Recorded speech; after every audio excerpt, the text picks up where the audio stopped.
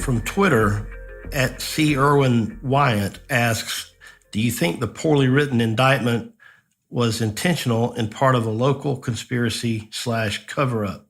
Well, let me first start by saying I don't think the indictment was necessarily poorly written.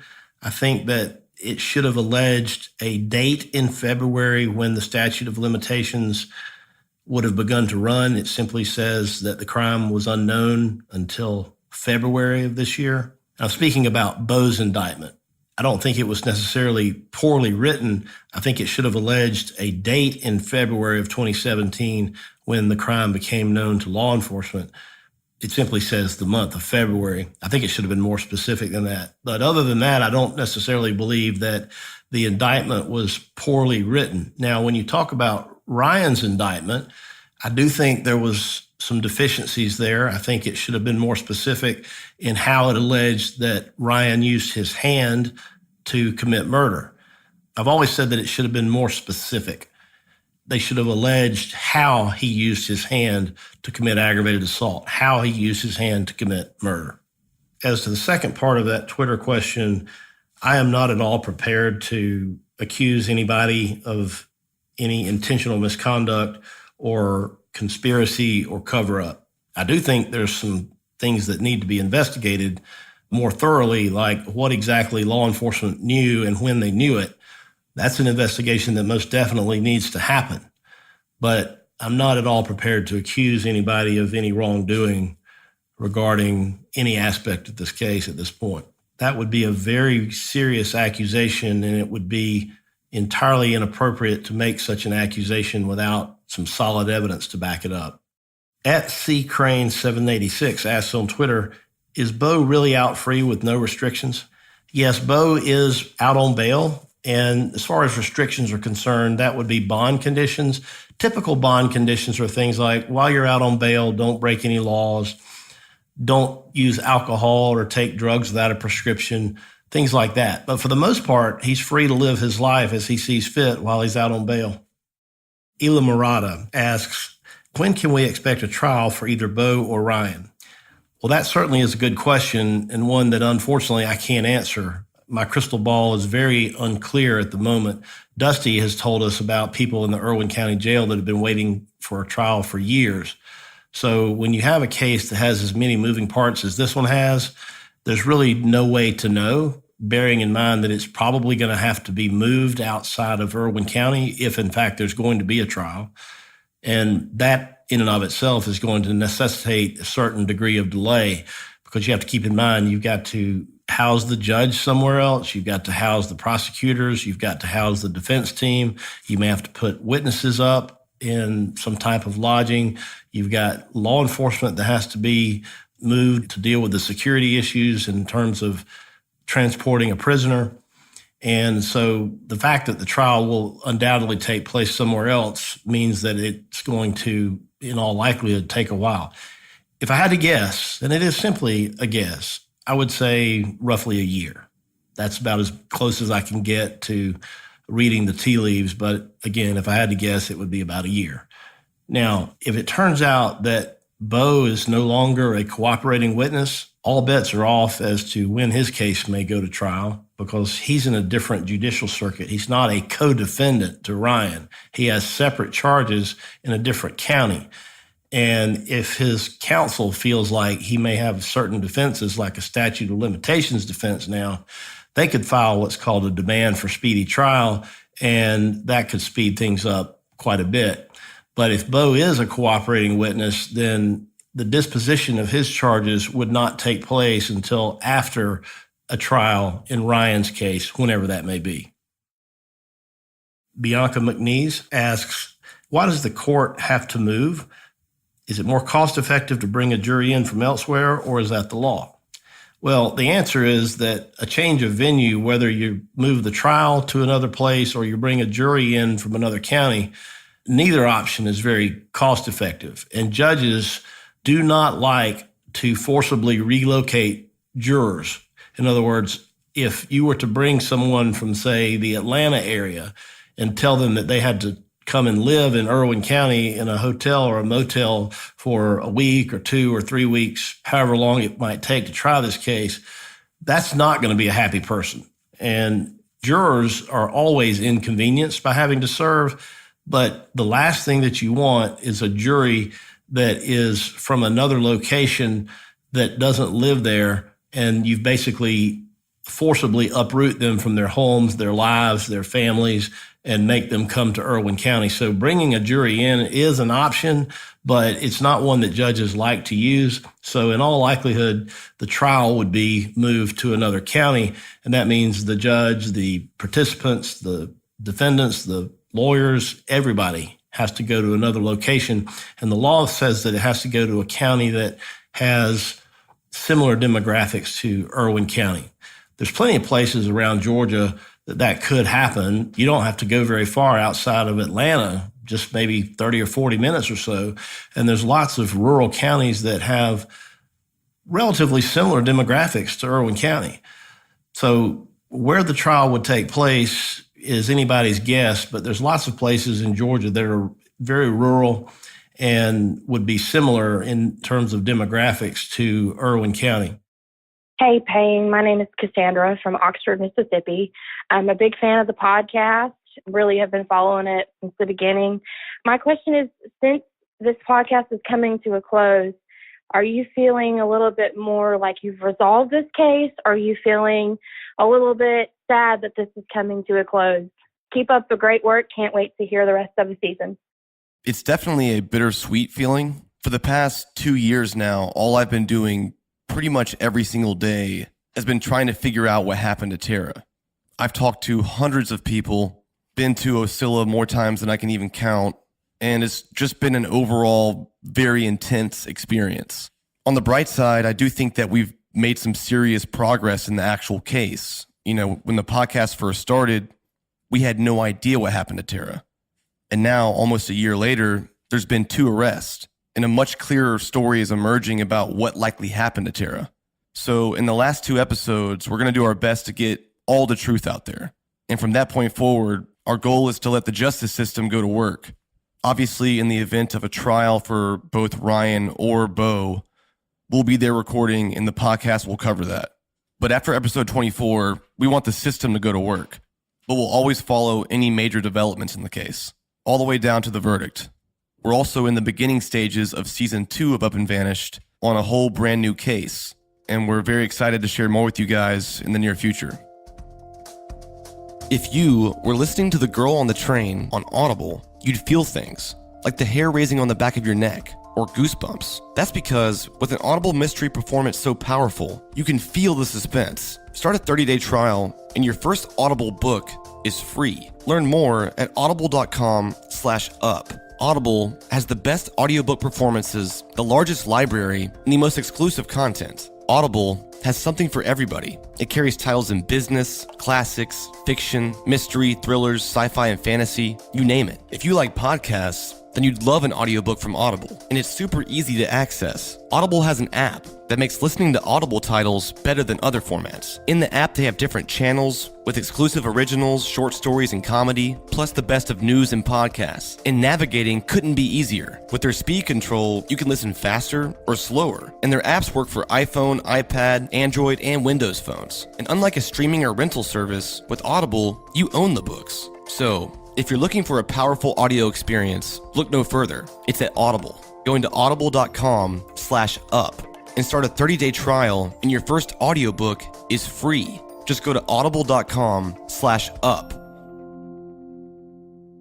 Hi, I love the podcast. I just have a quick question about the statute of limitations. It was stated in a previous episode that the clock starts ticking when they're aware of the crime. And I was just curious where Bo is being charged with a different crime being the concealment of the body. When would the clock start ticking with that? Because when were they actually made aware that it was actually concealed? And would that clock be considered the same as when they were made aware of the murder? So I was wondering if that was a technicality that would come into play with the timing related to the statute of limitations in Bo's case. Thank you very much. Love the podcast. Thank you.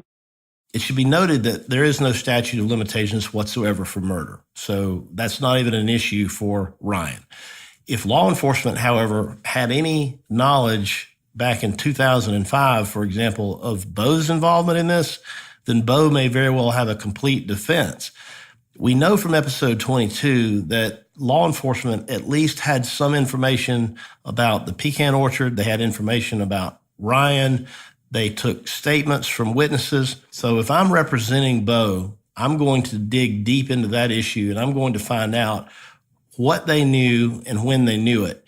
If they had any information back in 2005 about Bo's alleged involvement, then Bo may very well have a complete defense based on the statute of limitations. On the other hand, if they did not, in fact, know anything about Bo until 2017, as alleged in the indictment, then the statute of limitations would not have started in 2005, and it would have started in February of 2017.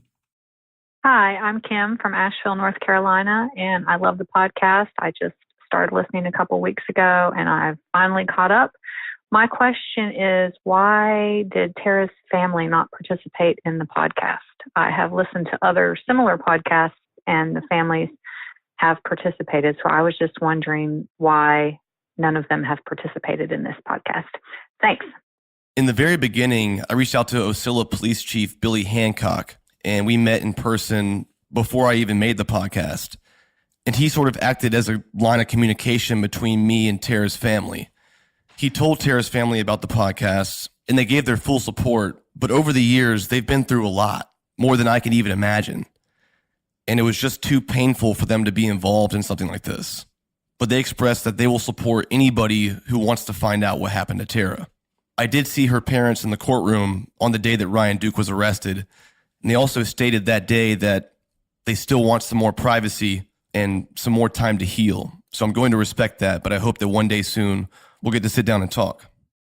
Hi, my name is Rachel from San Antonio, huge fan of the podcast. Probably feeling like a lot of people a little devastated after the last episode of, just wondering about this gag order. Is it going to be indefinitely, and that we may never know what happened to Tara? That I think a lot of people that put in, a lot of work and effort over the years kind of feels like there's not going to be justice for Tara. And so I guess for Philip, my other question statement is, do you think there'll be a movement in Georgia so something like this can't happen again? Anyway, great job, guys. Keep it up. Love the podcast. Can't wait for what's coming up next. To start off, it's fair to say that a lot of people were very much puzzled after the revelations of episode 22. As for the gag order remains in place currently.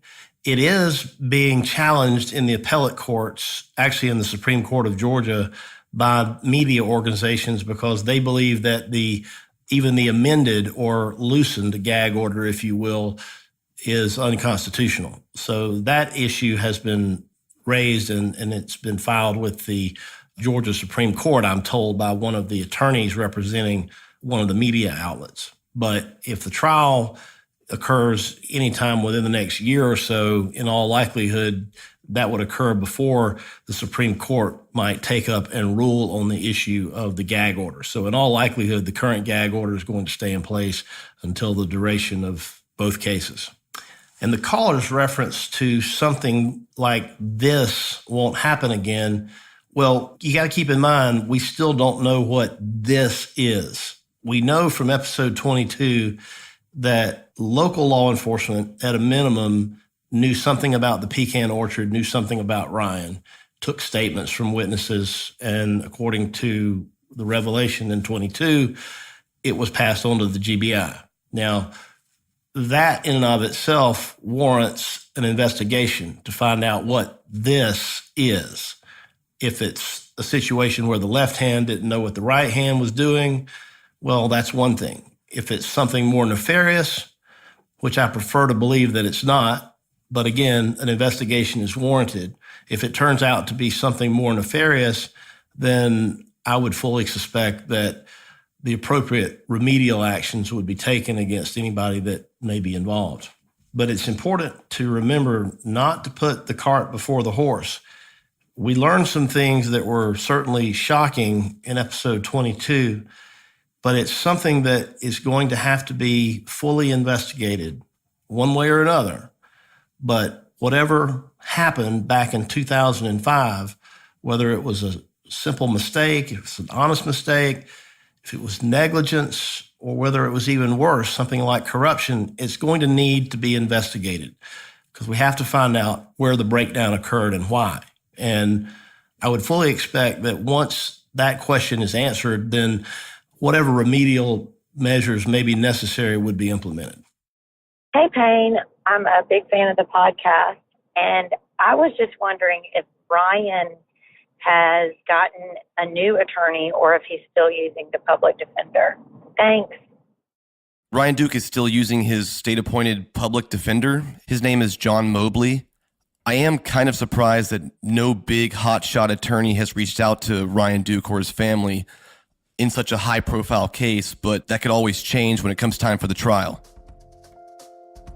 It's time to step up your watch game. I'm talking about a brand new watch with a clean design that doesn't cost $500. That's a Movement watch. Movement Watches was founded on the belief that style shouldn't break the bank. Their goal is to change the way consumers think about fashion by offering high-quality, minimalist products at revolutionary prices. About a year ago, I would almost never wear a watch, but since I got my Movement watch, I don't go anywhere without it. Now I'm used to checking my wrist instead of my phone to see what time it is. Not to mention they look super clean. It's a classic design, quality construction, and styled minimalism. And here's the thing, Movement watches start at just $95. They have watches in tons of styles, both for men and women. So there's no doubt in my mind you can find the perfect watch. So it's time to get a wrist piece, and don't waste your money on an overpriced watch from the mall. Check out Movement Watches. That's MVMT. And right now, they have a special for Up and Vanished listeners. You'll get 15% off today with free shipping and free returns by going to mvmt.com/upandvanished. That's 15% off plus free shipping and free returns just by going to mvmt.com/upandvanished. Join the movement and go to mvmt.com/upandvanished. Hey guys, this is Megan from Minnesota. I just finished listening to the gag order episode, and I had a question for Philip. I theoretically was wondering if the DA of Tipton had a conflict of interest in how he was prosecuting this case and how he would be reprimanded and who would reprimand him. I love your podcast. Keep up the great work. So the caller makes reference to the revelation in episode 22 that the district attorney's son was friends with Bo Dukes. Maybe he still is. That in and of itself does not give rise to a legal conflict of interest. However, if the district attorney's son had some knowledge of this and perhaps was a witness in the case, that would give rise to being a conflict of interest and would require recusal. In my personal experience with Paul Bowden, he's an honorable person, and I don't believe that he would do anything unethical. I don't personally believe that he was involved in any kind of cover-up. Some people may choose to believe that he was based on what they've heard so far, and everybody can have their own opinion. If Mr. Bowden believes that recusal is appropriate, I'm satisfied that he would do so. If either of the defense attorneys involved in representing either Ryan or Bo believe there's a conflict of interest, and let's keep in mind, they certainly know more about the evidence in this case than we do at this point. But if they believe that it would be appropriate for the district attorney to be recused, they can always file a motion with the court asking for that to happen. The district attorney could voluntarily recuse himself if he believes there's any appearance of impropriety. But I'm not prepared to say that there was any impropriety simply because his son was a friend or an acquaintance or whatever you want to call him with someone who's now a criminal defendant in another jurisdiction. This is Justin from Birmingham, Alabama. In episode 21, you mentioned that your Facebook account had been hacked and some email addresses have been created that you didn't create. I was wondering if anything, you thought at that time that it was possibly related to the case, and I was wondering if you guys were able to determine who did that or whether or not it was in fact related to this case or just someone out there trying to make your life a living hell. Anyway, thanks, man. Appreciate it. Look forward to hearing the Q&A. Keep it up. I suspect that it's probably both of those things. I was never able to determine the exact identity of the person who hacked my Facebook, but we did track down an IP address that I think was in India or something that didn't really make any sense.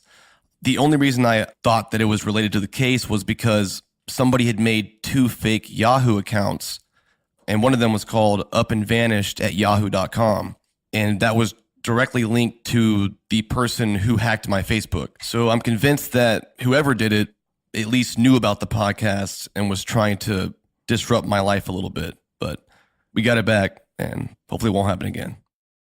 Hey, Payne, this is Tyler from Monroe, Georgia, and this question is for all of y'all. Question is, with the indictment coming in Ben Hill County over Bo Dukes, and what we said it was a safe face, or his lawyer said was a safe face to try to make something happen, do we believe there was pressure from a DA in Irwin County to indict Bo Dukes on the account of tampering with evidence and such as was pulled through? Or do we believe that Bo Dukes is actually guilty of what he's done and actually may have been involved in the murder itself, Tara Grinstead? Just trying to get y'all's opinion on that so y'all feel. Hope you can answer this question on the podcast. Great work. Enamored with the podcast. I'll give it a good word. Thanks. Bye. The caller is making reference to a communication that was circulated, basically screenshotted a text message, and Bo sent it to his friend, and it got out publicly, where his lawyer was stating his opinion about why Bo was arrested in the first place. And that simply is the opinion of the person who wrote that statement. So the traditional way to begin a criminal case is to swear out an arrest warrant, which is what they did. And then the traditional thing to do is to present the case to a grand jury at the appropriate time. And that's what happened. So speaking for myself and for this podcast, we're not accusing anybody of doing anything underhanded or for political reasons. That was simply the opinion of whoever wrote that statement, presumably Bo's lawyer. So we are not accusing anybody of doing anything unethical or underhanded. The traditional process begins with an arrest warrant followed by a grand jury presentment, or perhaps the filing of an accusation if you waive grand jury, as we discussed in a recent case evidence. But it appears that the criminal process regarding Bo and Ryan, for that matter, has followed the traditional approach, beginning with an arrest warrant followed by the filing of a formal charging document. In each of these cases, that was a grand jury indictment. The information is out there in the public domain, and people can choose to believe whatever they choose to believe based on the information that is out there in the public domain. It does appear that at some point in the past, it was Bo's belief that he would not be arrested. And it appears to have come as a surprise to him and his lawyer that he was going to be arrested. And they had some opinions about that, and those opinions belong to them. Everybody else who sees this information is free to draw their own conclusions from it. But nobody here is accusing anybody of doing anything for any improper reason. Hey guys, Eric from Cincinnati here. Just had a question, not sure if it's been covered. Do we know for sure that Tara wasn't at the party with the big group of people? Maybe that's how she got mud on her tires and why maybe somebody drove her back home and then something happened at the house. Just a thought. Keep up the good work. Thanks. There's very few things that we know for sure right now, and that's a good point, and it's one that I've made a couple times. To me, it always seemed less likely that Tara was murdered inside of her house, especially the idea that Ryan just went there on his own and broke in there with a credit card, and her dog didn't bark or anything and wake her up. It just seemed pretty unbelievable. But like you said, we don't know what exactly happened. I don't exactly believe the GBI's narrative. Could Tara have been at the party that night? Possibly, yes. Do I know for sure? Absolutely not. But with subtle clues like the mud on her tires and stuff like that, it definitely makes you think that something way different could have happened. Because of my sleep number bed, I'm just not tired anymore. I get the best sleep of my life every night. You've heard me talk about it before, and I'm telling you, if you're in the market for a new bed, Sleep Number is the way to go. My Sleep Number setting is 35. My wife Cassie's is 86. But with Sleep Number, we can both adjust our bed to fit us perfectly. My friends at Sleep Number have introduced the most amazing bed ever. It's the new Sleep Number 360 smart bed, designed to keep each of you effortlessly comfortable for your best possible sleep. Just like the rest of their beds, the Sleep Number 360 smart bed lets you choose your ideal firmness and support for each side of the bed. But they've added some things. It now has responsive air technology. This means the bed senses your every move and automatically adjusts to keep you comfortable throughout the night. You can even pre-warm each side of the bed. And if you didn't know, Sleep Number beds cost about the same as a regular mattress, but it lasts twice as long. It's time for you to meet your new bed that could only come from Sleep Number, the 360 smart bed. And that's the only place you'll find it. And now is one of the best times to buy, during the lowest prices of the season, where you can save $500 to $700 on their most popular 2016 beds. So check them out. Visit any of the 550 Sleep Number stores nationwide, or visit sleepnumber.com to find a Sleep Number store near you. And be sure to tell them Up in Vanish sent you. Hey, this is Chad in South Dakota. I appreciate the podcast. And the question I have for you is, when you talked about the cadaver dogs searching for scents of a cadaver or the smells that remained where a cadaver was, I was thinking that they said they searched everywhere, including Tara's own property, and that they didn't get a hit. And yet it sounds like the story is that Ryan killed Tara in her house. And so if he had killed her in her house, wouldn't the dogs have found the scent of a cadaver? If you could clarify that, I'd appreciate it. Thanks for all your work. Throughout the podcast, I've talked to several cadaver dog experts, and they've all told me that the dogs are very talented and can smell cadaver in almost any circumstance. They've also said that the cadaver smell that they're smelling is created within minutes of the person dying. So yes, in theory, if Tara did die in her home, any cadaver dog searching in her house should have smelled cadaver. The fact that they didn't suggests again that maybe she wasn't murdered there. Hi, this is Karen in Dallas, Texas, and I just have a question. It seemed to me like at the end of the last podcast, grandfather indicated that they knew what happened to her 2 months after they did the search in the pecan orchard. Then they knew then what happened to her. Am I unclear on that? I just kind of wonder if that's the truth or not. That'd be awful. All right. Thank you. Great job. Love it. Nope. You heard that correctly. Is it true? I don't know.